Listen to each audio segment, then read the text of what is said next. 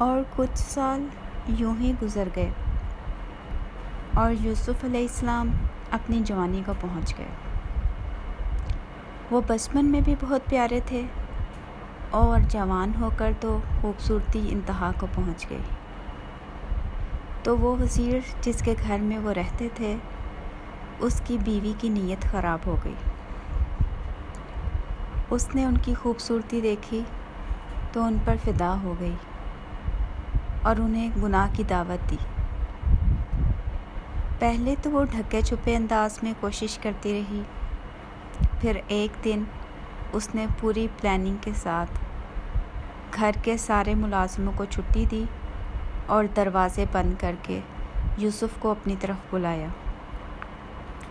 تو حضرت یوسف علیہ السلام نے اللہ کی پناہ مانگی اور انکار کر دیا اور بچنے کے لیے دروازے کی طرف بھاگے۔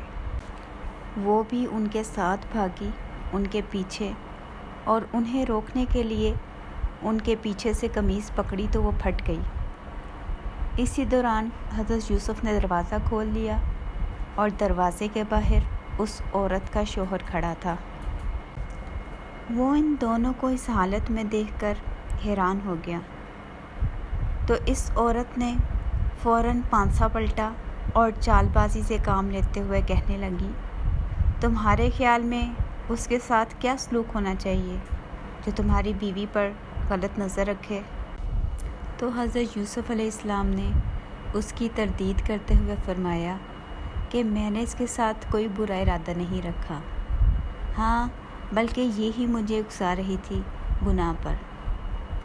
اور پھر اس عورت کے گھر والوں میں سے ہی کسی نے کہا کہ دیکھیں، اگر یوسف کے کپڑے فرنٹ سے پھٹے ہوئے ہیں تو اس کا مطلب ہے عورت سچی ہے اور یوسف جھوٹا، یعنی یوسف اس کے ساتھ زبردستی کرنے کی کوشش کر رہا تھا۔ اور اگر قمیض پیچھے سے پھٹی ہے تو اس کا مطلب ہے کہ عورت جھوٹی ہے اور وہ غلط کام کرنے کی کوشش کر رہی تھی اور یوسف سچا ہے۔ اور جب لوگوں نے دیکھا تو قمیض پیچھے سے پھٹی ہوئی تھی، جو حضرت یوسف علیہ السلام کی بے گناہی کا ثبوت تھا۔ تو سب کو پتہ چل گیا کہ یہ حرکت کس کی ہے۔ اور پھر وزیر نے اپنی بیوی سے کہا کہ غلط کام تم نے کیا ہے، تم اپنے گناہ کی معافی مانگو۔ اور یوسف علیہ السلام سے کہنے لگے کہ اس بات کو اگنور کر دو۔ لیکن یہ ایک انہونی سی بات تھی، تو یہ بات دوسرے لوگوں میں پھیل گئی اور شہر کی عورتیں آپس میں اس بارے میں باتیں کرنے لگیں کہ دیکھو، عزیز مصر کی بیوی اپنے غلام کے پیچھے پڑی ہوئی ہے، وہ تو بالکل پاگل ہو گئی ہے۔ بھلا ایسے بھی ہوتا ہے کہ اپنے گھر کے نوکروں کو پسند کیا جائے؟ تو یہ ساری باتیں اس عورت تک پہنچی۔ تو یہ ان سب عورتوں کو اپنے گھر دعوت پر بلاتی ہے اور ایک ایک چھری اور پھل ان کے سامنے رکھتی ہے۔ جب وہ عورتیں محفل میں بیٹھ کر آرام سے اپنے لیے پھل کاٹ کے کھا رہی ہوتی ہیں، ساتھ میں باتیں کر رہی ہیں، تو اس وقت یہ عورت حضرت یوسف سے کہتی ہے کہ تم اندر آؤ۔ اور جب حضرت یوسف سب کے سامنے آتے ہیں تو وہ عورتیں حضرت یوسف کو دیکھ کر حیران رہ جاتی ہیں اور ان کے منہ کھلے کے کھلے رہ جاتے ہیں، کیونکہ حضرت یوسف انتہائی خوبصورت اور نورانی شخصیت کے مالک تھے۔ اور وہ پکار اٹھتی ہیں کہ یہ کوئی انسان نہیں، یہ تو کوئی فرشتہ ہے۔ اور اسی عالم میں انہیں دیکھتے دیکھتے پھلوں کی بجائے اپنے ہاتھ کاٹ لیتی ہیں، جس پر عزیز مصر کی بیوی ان عورتوں پر طنز کرتی ہے کہ یہ ہے وہ جس کے بارے میں تم لوگ مجھے طعنہ دیا کرتی تھی کہ اپنے غلام کے پیچھے لگ گئی۔ ہاں، میں اسے کہہ رہی ہوں کہ میری بات مان جاؤ، اگر نہیں مانے گا تو بہت ذلیل اور رسوا ہوگا، میں اسے جیل میں قید کروا دوں گی۔ تو اس پر حضرت یوسف علیہ السلام نے اللہ سے دعا کی کہ یہ عورتیں جس گناہ کی طرف مجھے بلا رہی ہیں، مجھے اس سے زیادہ بہتر لگتا ہے کہ میں قید ہو جاؤں۔ تو اللہ نے ان کی دعا قبول کر لی اور بالآخر عزیز مصر اور باقی عورتوں کے شوہروں نے یہی بہتر سمجھا کہ حکمت اسی میں ہے کہ ہم یوسف کو جیل میں ڈال دیں، اور پھر یوسف علیہ السلام کو قید خانے میں بھیج دیا جاتا ہے۔ اور جب یہ وہاں جاتے ہیں تو ان کے ساتھ 2 اور قیدی بھی جیل میں انٹر ہوتے ہیں، یعنی ان کا وہ جو جیل کا سیل ہوتا ہے نا، اس میں۔ تو وہ نوٹ کرتے ہیں کہ حضرت یوسف کے چہرے پر کتنا نور ہے، اور یہ کیونکہ عبادت نماز وغیرہ پڑھتے تھے تو وہ ان سے بہت متاثر ہوتے ہیں اور اپنا ایک ایک خواب انہیں سناتے ہیں جو انہوں نے دیکھا تھا، اور حضرت یوسف سے ان کے خواب کی تعبیر بتانے کی ریکویسٹ کرتے ہیں۔ ان میں سے ایک نے خواب دیکھا ہوتا ہے کہ وہ انگور نچوڑ رہا ہے اور وہ رس اپنے آقا کو پلا رہا ہے۔ دوسرے نے خواب دیکھا کہ اس کے سر پر روٹیاں رکھی ہوئی ہیں اور پرندے اس میں سے نوچ نوچ کے کھا رہے ہیں۔ تو حضرت یوسف ان کے خواب کی تعبیر بتاتے ہیں کہ جس نے یہ دیکھا کہ اس کے سر پر روٹیاں رکھی ہوئی ہیں اور پرندے نوچ نوچ کے کھا رہے ہیں، اس کو سولی پر چڑھا دیا جائے گا۔ اور دوسرے کی خواب کی تعبیر یہ ہے کہ وہ یہاں سے رہا ہو جائے گا اور وہ دوبارہ اپنے آقا کے پاس جا کر ان کی خدمت کرے گا۔ تو جس کے متعلق حضرت یوسف کو یہ گمان تھا کہ اسے رہائی مل جائے گی، اس سے وہ کہتے ہیں کہ اپنے آقا سے میرا بھی ذکر کرنا۔ لیکن شیطان اسے حضرت یوسف علیہ السلام کا ذکر اپنے آقا سے کرنا بھلا دیتا ہے، اور پھر کئی سال اسی طرح گزر جاتے ہیں اور حضرت یوسف جیل میں ہی رہتے ہیں۔ پھر ایک دن وہاں کے بادشاہ کو ایک خواب آتا ہے جس کی تعبیر کسی کو معلوم نہیں ہوتی، کسی کو سمجھ نہیں آتا، اور پھر وہیں دربار میں یہ بندہ غلام کے طور پر سرو کرتا تھا۔ تو اس کو حضرت یوسف کا خیال آیا، تو اس نے کہا کہ میں اس خواب کی تعبیر بتا سکتا ہوں، آپ مجھے جیل جانے کی اجازت دیں۔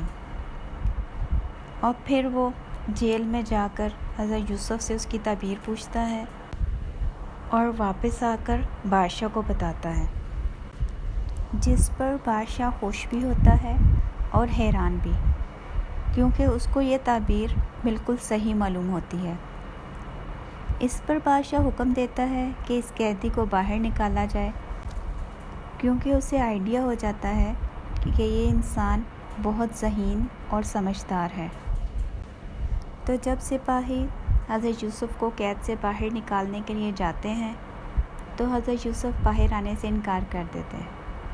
وہ کہتے ہیں کہ پہلے معلوم کیا جائے کہ جس جرم کی وجہ سے مجھے جیل میں ڈالا گیا تھا اس کی حقیقت کیا ہے۔ پھر بادشاہ اس کی ساری تحقیق کرتا ہے، ان عورتوں کو تلاش کر کے بلاتا ہے اور حضرت یوسف کے معاملے کے بارے میں پوچھتا ہے۔ تو اس وقت وہ عورتیں گواہی دیتی ہیں کہ حضرت یوسف بالکل بے گناہ ہیں، ہم نے ان میں کسی قسم کی کوئی غلط بات نہیں دیکھی۔ اور اس پر عزیز مصر کی بیوی بھی بول اٹھتی ہے کہ ہاں، میں ہی ان کو اپنی طرف ورگلانے کی کوشش کر رہی تھی۔ تو جب ان کی بے گناہی ثابت ہو جاتی ہے تو اس وقت حضرت یوسف جیل سے باہر آتے ہیں، اور پھر بادشاہ ان سے ملاقات کرتا ہے تو اسے معلوم ہوتا ہے کہ یوسف علیہ السلام بہت ہی دانش مند اور دیانتدار انسان ہیں۔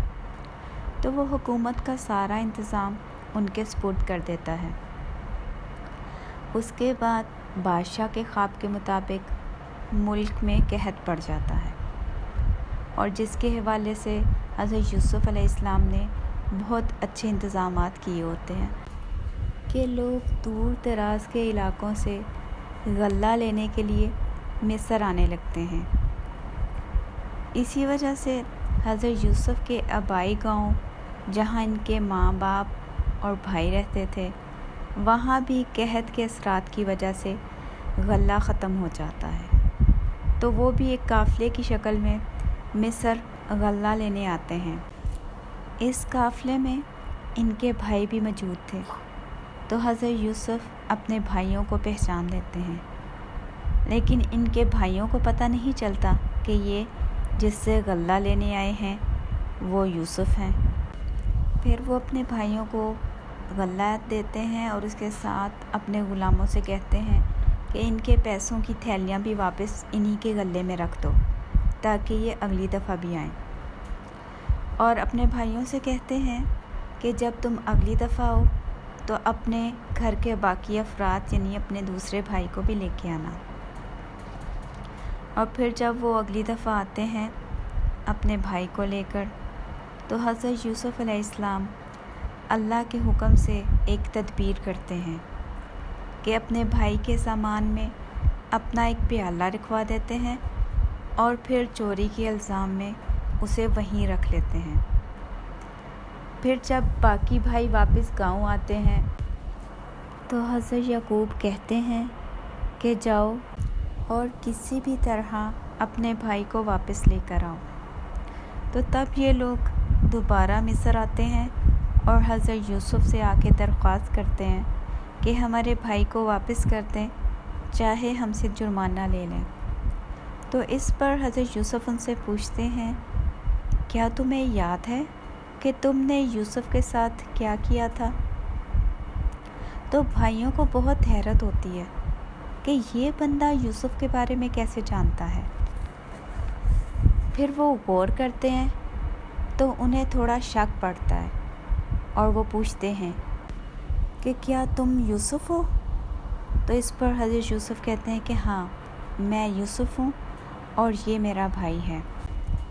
اس کے بعد وہ اپنے بھائیوں سے کہتے ہیں کہ جاؤ اور گاؤں سے باقی سارے گھر والوں ماں باپ کو بھی ادھر لے آؤ، اور ساتھ ہی اپنی قمیض دیتے ہیں کہ یہ لے جاؤ اور یہ والد صاحب کے چہرے پر ڈالنا تو ان کی بینائی واپس آ جائے گی اور آنکھیں ٹھیک ہو جائیں گی۔ اور پھر یہ بھائی حضرت یوسف کی قمیض لے کر اپنے قافلے کے ساتھ مصر سے روانہ ہوتے ہیں۔ تو جیسے ہی ادھر سے قافلہ روانہ ہوتا ہے، وہاں گاؤں میں حضرت یعقوب کو فوراً محسوس ہو جاتا ہے اور وہ کہتے ہیں کہ مجھے تو یوسف کی خوشبو آ رہی ہے، جبکہ وہ قافلہ گاؤں سے بہت دور مصر میں تھا، لیکن پھر بھی انہیں اللہ کی طرف سے یہ فیلنگ، یہ معلومات حاصل ہوتی ہے۔ اب یہاں پہ غور کرنے والی بات یہ ہے کہ جب یوسف علیہ السلام ان کے اپنے گاؤں کے کنویں میں گرے ہوئے تھے، تب تو انہیں حضرت یوسف کی خوشبو نہیں آئی۔ کیوں؟ کیونکہ اس وقت اللہ نہیں چاہتے تھے کہ انہیں اس بارے میں معلوم ہو۔ تو اس سے ہمیں یہ پتہ چلتا ہے کہ ہر بندے کے پاس، چاہے وہ کوئی عام انسان ہو یا کوئی نبی ہو، اتنا ہی علم آتا ہے جتنا اللہ اسے عطا فرماتے ہیں۔ اس کے بعد قافلہ واپس گاؤں پہنچتا ہے اور سارے گھر والے مصر آ جاتے ہیں۔ تو حضرت یوسف اپنے ماں باپ کو اپنے ساتھ تخت پر بٹھاتے ہیں، اور اس وقت ان کے ماں باپ اور 11 بھائی ان کو تعظیمی سجدہ کرتے ہیں، یعنی ان کے سامنے جھکتے ہیں عزت کے لیے۔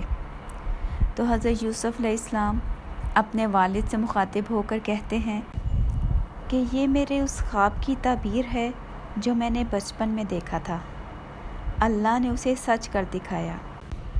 تو اس موقع پر حضرت یوسف علیہ السلام اللہ کے بے شمار احسانات کو یاد کرتے ہیں اور اللہ کا شکر ادا کرتے ہیں کہ اللہ نے میرے پر بہت احسان کیا کہ مجھے قید سے نکالا اور آپ سب کو گاؤں سے یہاں لے آیا، اس کے بعد بھی کہ شیطان نے میرے اور میرے بھائیوں کے درمیان اختلاف کروا دیا، اور اس نے مجھے حکومت عطا کی اور باتوں کی تاویل کا علم سکھایا۔ اور پھر وہ اللہ سے مخاطب ہو کر ایک دعا کرتے ہیں کہ اے اللہ، تمام زمین و آسمان کو پیدا کرنے والے، تو ہی میرا دوست ہے دنیا میں بھی اور آخرت میں بھی۔ اے اللہ، مجھے اپنی فرما برداری کی حالت میں اس دنیا سے اٹھانا اور نیک لوگوں میں شامل فرما لینا۔ اور یہ بہت ہی خوبصورت دعا ہے، سورہ یوسف کی آیت 101 میں ہے۔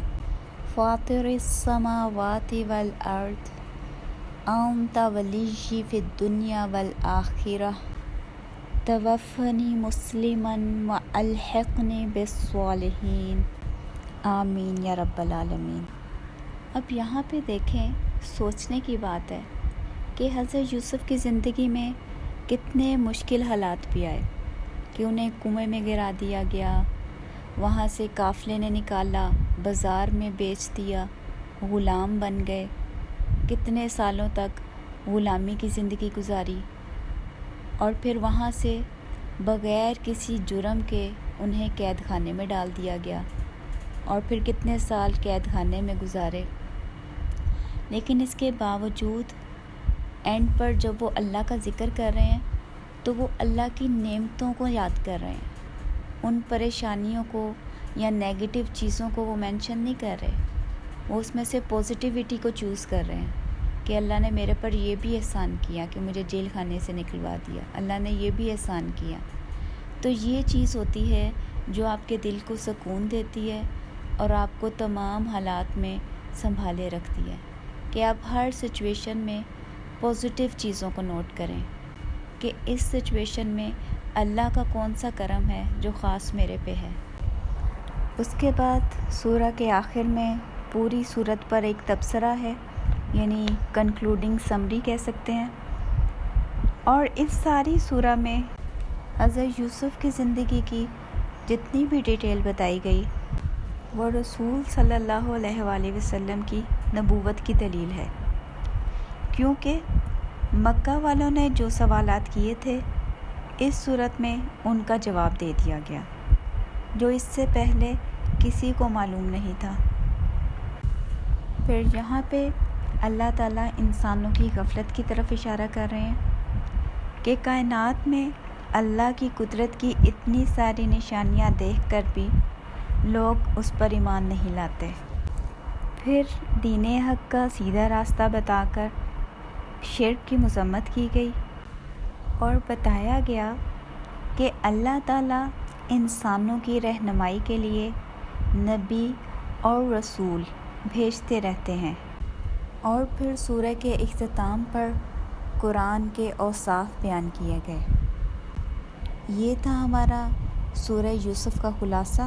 سبحانک اللہم و بحمدک نشہد ان لا الہ الا انت ونستغفرک ونتوب الیک۔